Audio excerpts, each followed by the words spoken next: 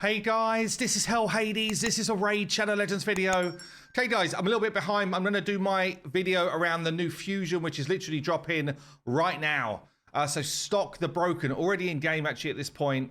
Let's just take a little look. It's kind of like the Green Goblin, right? Got some little runic stuff going on here from the Ogrin tribes. So we got a support who is Spirit Affinity. I kind of love this. I love this kind of like little runic necklace and stuff like that. He's in the gallows. Yeah, pretty sweet design. So, okay, I've got him in.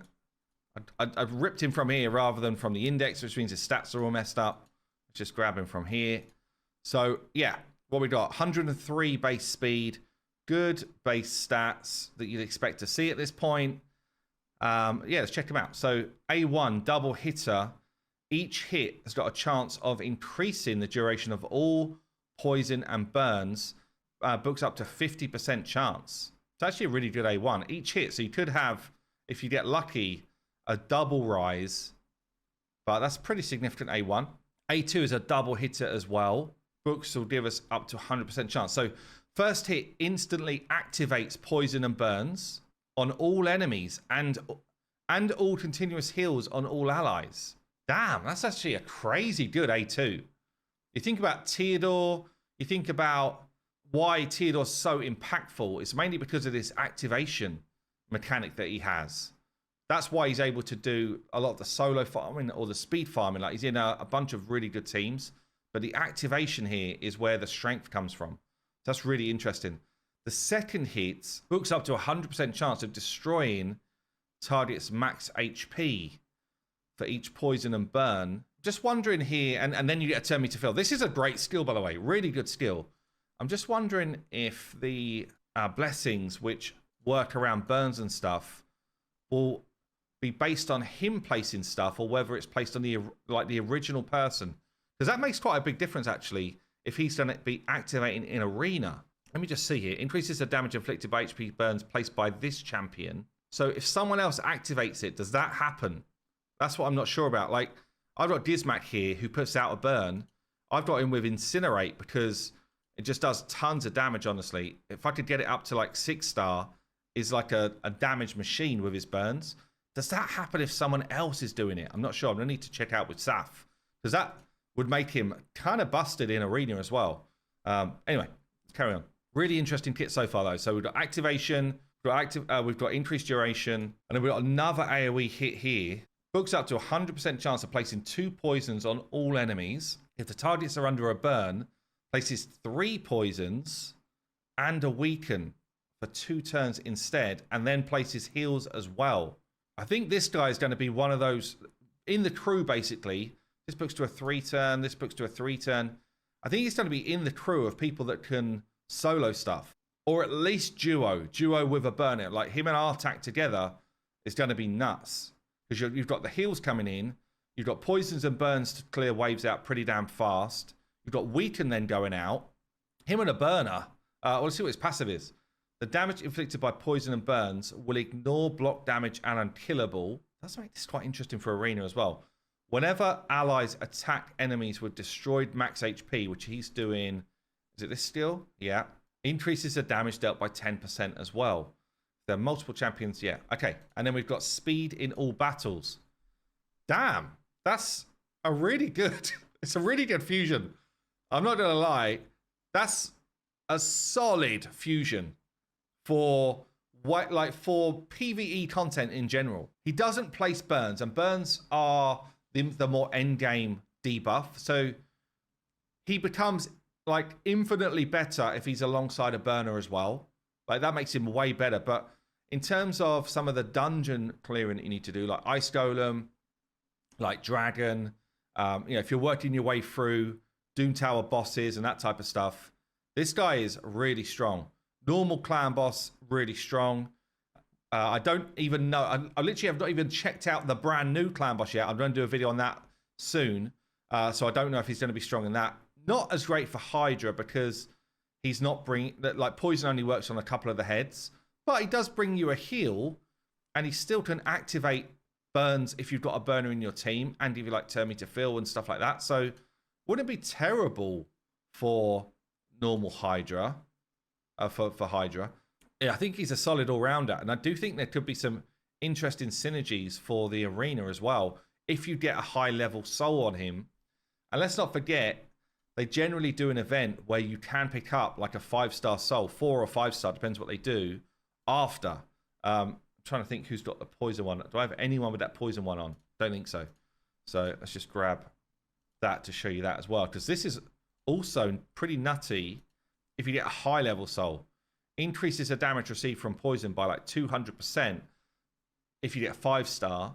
Basically means if he's putting out 3 poisons, which are normally 5% of max HP, so it's going to be 200% of that. So it's going to be, what, 15%? Is that right? Am I doing the math right? I think so. Times 3. Yeah, I mean, it's chunky. It's chunky damage if you go in that direction as well. Damn, actually really interesting fusion. I guess whilst we're talking about stuff, well, I think they've already put out the plan. Let's have a quick look at the plan for it. Yeah, here we go. Again, we'll be covering this in on HH Gaming, so hellhades.com if you want to see a breakdown of how to get this stuff done. 130 fragments. Is a fragment collector rather than a like old school fusion. But you've got here Finite, which is basically just an energy spend starting today. So this is all kicking off already. Champion Training Tournament. Let's just see if this is already live. Does my game want to actually show me stuff today? It's a 50-50 whether I get to see what's actually happening in the game. Looks like today's a no. Great. Champion Training Tournament. So you can actually use things like books and stuff here to get points. But generally, this is just using the champion training tricks. I've shown this a billion times. So I'll link one of those videos down below. Make sure you check that out. But yeah, basically what you want to be doing here is just leveling some fodder either in campaign or in the tavern. The fact that Dungeon Divers does not kick off until tomorrow and it's a long one, I would suggest you probably could just hoard energy today, do some champion training work in the tavern, and then really kick off all of this stuff tomorrow would be a good thing to do. I'm not going to get to see that. So I'm just a guesser at this point. It's also worth checking things actually like clan shop. Yeah, there's energy here in the clan shop. Snuffle that up if you've got some clan gold, because tomorrow we get the reset. So make sure you do that today if you're interested in doing this fusion. Same with any of this stuff depending on your clan gold situation. I've obviously got a lot. Just see if there's anything else that's juicy in here for me. Now I've got the new stuff coming in.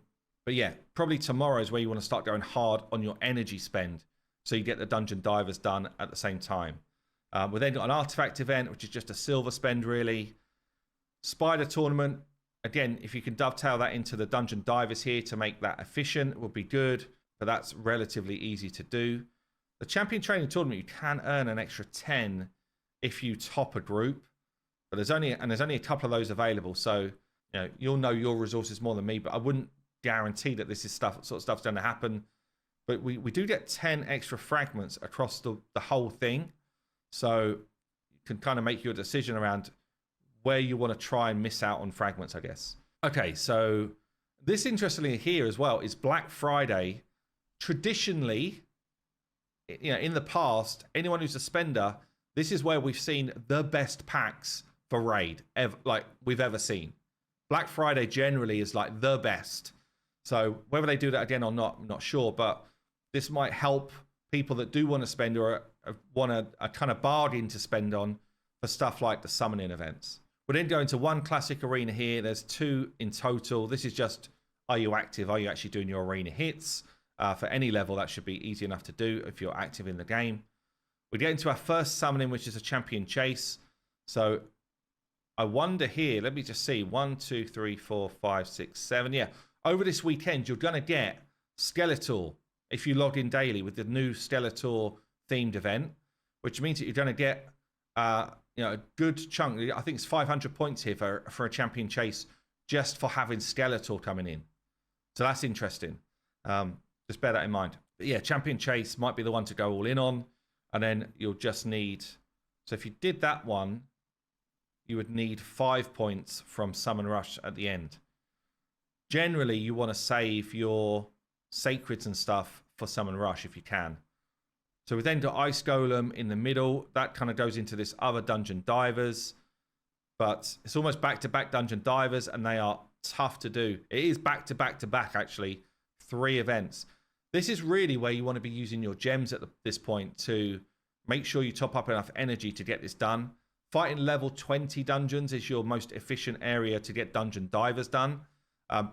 Pretty much it's Spider. Level 20 Spider is the most efficient place. So if you finish the tournaments that you're doing and you're not needing to do more champion training and stuff like that at the time, default back to, if you can only do 1 dungeon in level 20, do that. But if you can do multiple and one of them is Spider, do that. Okay, we've got an artifact event here, another one here. So again, that's just spending the silver you're accruing over the time. We've then got a dragon tournament alongside the 3rd Dungeon Divers with a champion training event running as well.